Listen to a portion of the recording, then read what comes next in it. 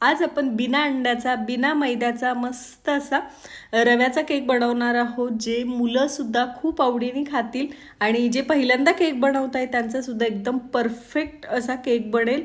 तर त्याच्यासाठी आपल्याला काय करायचं आहे, 1 कप रवा घ्यायचा आहे. बारीक रवा घ्या किंवा जाड रवा घ्या, कोणताही घेऊ शकता तुमच्याकडे जो अवेलेबल आहे.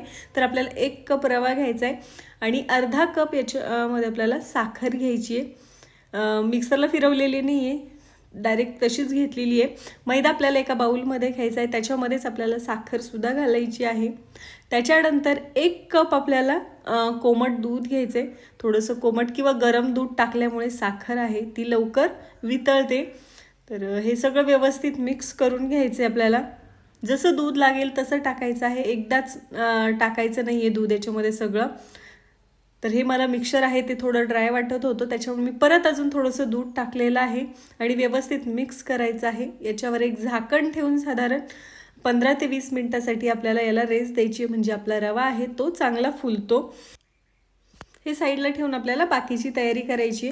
मी इथे 6 इंची केक टिन घेतलेला आहे. केक टिन नसेल तर एखादा स्टीलचा डब्बासुद्धा तुम्ही घेऊ शकता.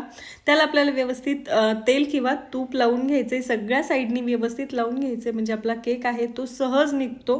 त्याच्यावर थोडासा मैदा किंवा मग गव्हाचं पीठ टाकून याप्रमाणे व्यवस्थित पसरवून घ्यायचं आहे, किंवा मग तुमच्याकडे बटर पेपर असेल तर बटर पेपर टाकू शकता. आता 15-20 मिनिट झालेले आहेत. आपला रवा आहे तो चांगला फुललेला आहे. त्याच्यानंतर हे मिक्सचर आहे ते आपल्याला एका मिक्सरच्या भांड्यामध्ये काढायचं आहे. थोडंसं मोठ्या साईजचं मिक्सरचं भांडं घ्यायचं आहे, म्हणजे सगळं व्यवस्थित त्याच्यामध्ये बसतं. त्याच्यामध्येच आपल्याला 1/4 कप कस्टर्ड पावडर टाकायची. व्हॅनिला फ्लेवरचीच कस्टर्ड पावडर वापरायची, त्याने फ्लेवर चांगला येतो. आणि 1/4 कप याच्यामध्ये वितळलेलं तूप घालायचं आहे. तुपाने चव भन्नाट येते. तुपाच्या ऐवजी बटरसुद्धा घालू शकता. याच्यामध्येच आपल्याला 1/4 कप दुधावरची जी साय असते मलाई ती घालायची आहे. ही नसेल तर मिल्क पावडरसुद्धा घालू शकता, खूप मस्त चव येते. त्याच्यामुळे आपल्या केकची चव आहे ती दुप्पट होते, त्याच्यासाठी आपण घातलेलं आहे.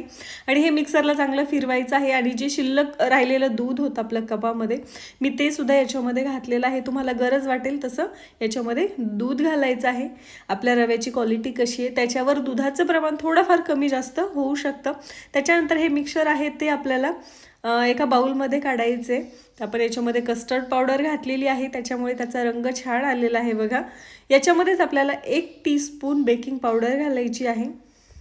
अर्धा टीस्पून आपल्याला सोडा घालायचा आहे आणि थोडंसं दूध टाकायचं आहे. जसं लागेल तसं दूध याच्यामध्ये टाकायचं आहे, एकदाच नाही टाकायचं. तर अगदी थोडंसं मी दूध घातलेलं आहे, खूप जास्त दूध टाकण्याची गरज नाही आहे. म्हणजे मला साधारण याच्यामध्ये 1 कप आणि वर 2 टेबलस्पून एवढंच दूध लागलेलं आहे. तर 1-2 चमचे दूध कमी जास्त तुम्हाला लागू शकतं. याच्यामध्येच आपल्याला 1 चमचाभर लिंबाचा रस घालायचा आहे. तर 1 टीस्पूनच लिंबाचा रस घातलेला आहे. हे सगळं व्यवस्थित मिक्स करून घ्यायचं आहे. आपलं जे बॅटर आहे केकचं ते तयार झालेलं आहे. केक टिनमध्ये आपल्याला हे मिक्सचर टाकायचं आहे आणि त्याच्यावर आपल्याला डेकोरेशनसाठी थोडेसे ड्रायफ्रूट्स टाकायचे. तुम्हाला आवडत असतील तर टाका, किंवा नाही टाकले तरीसुद्धा चालेल, किंवा टुटी फ्रुटीसुद्धा टाकू शकता. त्याच्यानंतर आपण कढई चांगली गरम करून घेतलेली, 10 मिनिटासाठी प्रीहीट करून घेतलेली आहे. त्याच्यामध्ये एक मी प्लेट ठेवलेली आहे, त्याच्याऐवजी एखादं स्टँड ठेवू शकता. त्याच्यामध्ये केक टिन ठेवायचं आणि झाकण ठेवायचं आहे.